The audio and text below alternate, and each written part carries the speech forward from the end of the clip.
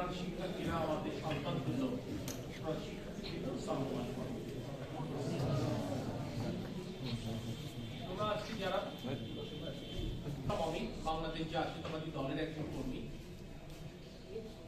আমি তোমাদের প্রতি, তোমরা আমাদের সন্তানের মতো, তোমাদের প্রতি আমি প্রথমেই আমার কৃতজ্ঞতা প্রকাশ করতে চাই। কেন কৃতজ্ঞতা প্রকাশ করতে চাই?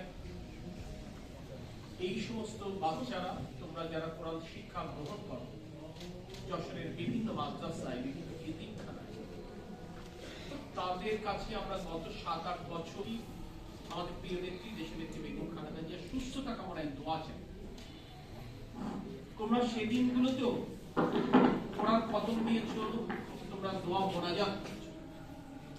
আমরা নিজেরা বিভিন্ন আয়োজন করছি পাড়া মহল্লায়, উন্মুক্ত স্থানে আমরা তোমাদেরকে দোয়া করার জন্য ডেকেছি। তোমরা সেই সময়ও উপস্থিত হয়েছে। আমার প্রয়াত পিতা তরিকুল ইসলামের রুহের মাগফিরাত কামনায় তোমরা শতপ্রণোদিত হয়ে বিভিন্ন মাদ্রাসা, এতিমখানায় প্রতিনিয়ত দোয়া করেছো, কোরআন খতম করেছো।